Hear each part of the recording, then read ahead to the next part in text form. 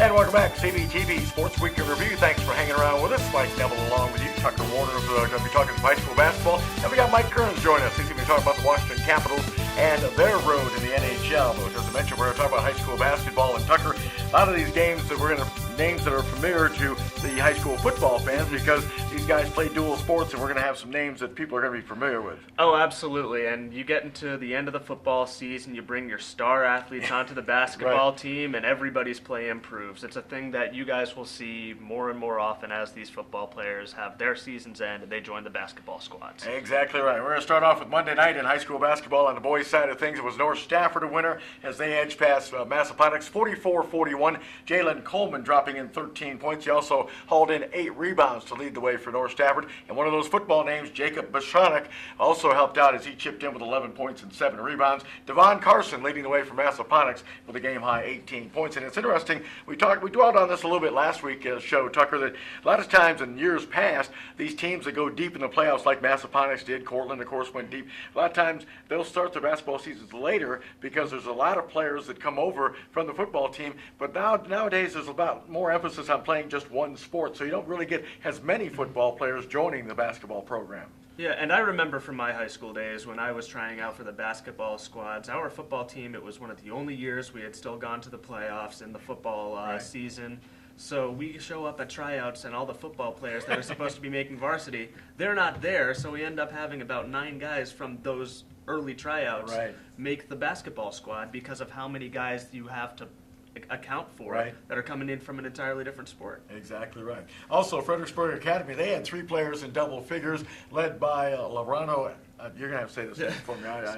So where are we? Right there. Librado Anglero with 15. He's a foreign exchange student. Anyway, so he had 15 points in the 55-40 win over Randolph-Macon. Matt Vance, I can say that one. He tossed in 14 points, and Nick McCormick added 10 for Fredericksburg Academy in that victory. Girls basketball, we've got some good girls basketball teams around here. Close to Colonial Forge went to the state championship, and I don't think they won.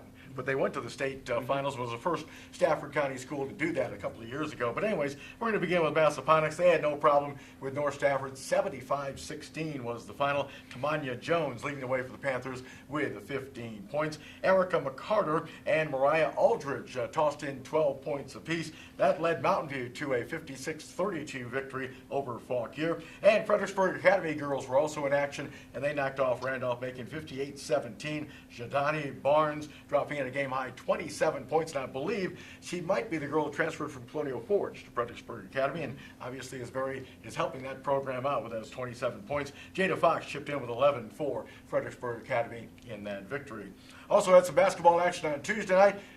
I think we've heard this name too. Jabari Allen had a double-double for Cortland with 14 points and 11 rebounds, leading the Cougars to a 52-42 win over Eastern View. Cameron Jones also scored 14 points for Cortland. And again, it's one of these guys, Allen, of course, split the quarterbacking duties on the football field for the Cougars. So for the coach of Cortland to have that kind of leadership has got to be very helpful to that program.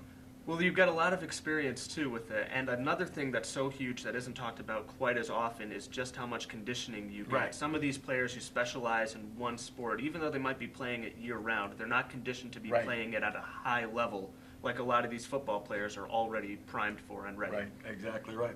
Now, in a matchup of 2 teams that won state championships last season, it was John Marshall rallying from a 6-point halftime deficit to edge out Colonial Forge. 68-59 was the final. Colonial Forge led by Marco Haskins as he dropped in 19 points. He will probably be their leading scorer. But Colonial Forge won the state title, the first Stafford County school last season to win a state championship in boys basketball. But again, big old bullseye on the back of those Colonial Forge Eagles.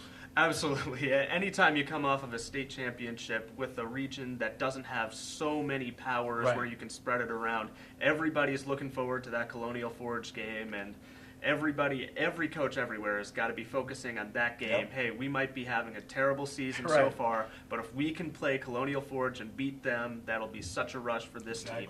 And Colonial Forge has some young players, but they also had a couple of players transfer, and of course they were hit by graduation, but they still should be a contender for the state championship in boys high school basketball. North Stafford's off to a good start. They're 4-1 on the season after a narrow 40-39 victory over Brook Point.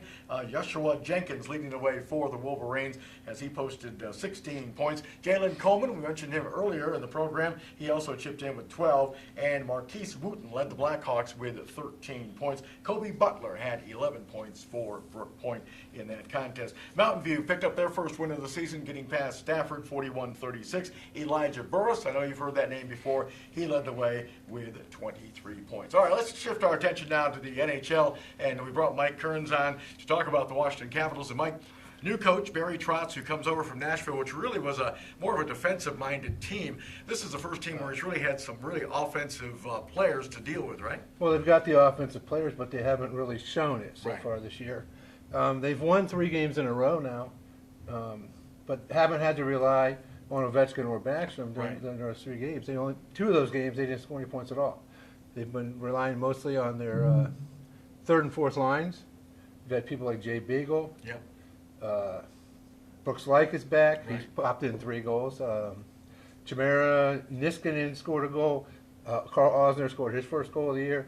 So they're looking really good right now, but that's with the Caps always, consistency. So, Really consistency too, Mike, at the goaltending level, because Holtby has been, pretty sporadic as far as his play goes.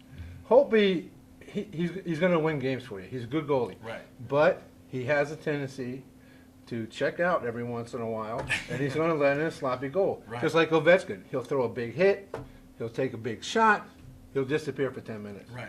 But the last 3 games, Ovechkin's even been playing well. Yep. So, I mean, I wasn't sold on Ovechkin as a superstar Right. until lately. Yep. He's playing at both ends of the ice. The Caps are blocking a lot of shots this year. Their defense has gotten better with the addition of Orbic and Right. Niskanen. Yep. They're just an overall better team, and they have the talent Yes. to win. Yep. And with the way they're playing right now, I mean, we're taping this on Thursday. Yep. They're playing Columbus tonight, and then they got a rematch with Tampa Bay on Saturday. Right. These next 2 games are going to tell the story. Right. And if they can be consistent and keep playing the way they're playing right now, I think this is the type of hockey you're going to have to play in the playoffs to have Right. a chance to win. And Right, they're doing really good right now. And Tucker, he mentioned about Ovechkin. That's kind of been the knock on Alex Ovechkin, is he's not a two-way player like a Sidney Crosby, who's of course a superstar at Pittsburgh. He doesn't, every once in a while he'll go to sleep as far as his defensive responsibilities. If he can develop into that two-way player, I know we were talking about a veteran, but still, that's going to help the Capitals overall, right? Yes, it would, but I think that there has been a little bit of an overblown criticism with Ovechkin's defensive play. This whole time he's been in an aggressive forechecking role, and that was what he would do on defense. And it was a system that allowed the defensive line behind him, which has typically been Osner and Carlson for Right. the last few years, Right. their number 1 line, to have to get stops behind him. Ovechkin's the guy that has to break out of the zone. He's been a center a lot of times. He's been the wing a lot of times. He's got to play aggressive, and he has been for the most part. He throws his body around more than any star forward I Right. can think of. Right, And, exactly. and he does make these plays, cause turnovers, and he's one of the top scorers Right. in the NHL the last Well, few when years. you're plus, So- when you score 50 goals and you're a minus 50 like last year, Mm-hmm. you're on the ice for 100 more goals than you give up than Yeah. what you score. Well- So that's a liability. And he tries to go 1-on-2, 1-on-3, and loses the puck a lot of times. He's runs pretty rampant out there sometimes, and he's not under control. So I mean, he's a good player, but I don't think he's a superstar. Right. Oh, I think you're only as good as the teammates you have out there. And when you're playing with one of the best passers in the league, to be fair, Nicholas Backstrom, Right. but your third line mate on the forward line is a guy who has no skills other than checking and pushing, and Tom Wilson, who's somebody I'm absolutely not sold on as Right. He's anybody a scorer. that's a in the top line minors, player. he's a scorer.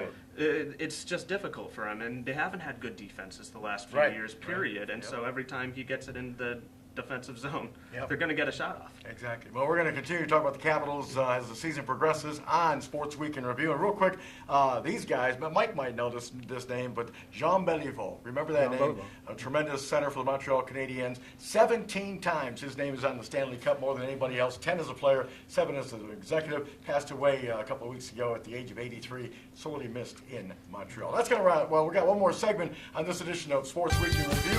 Coming up, we're going to talk with Edwin Pardue with Dominion Raceway. Stay with us.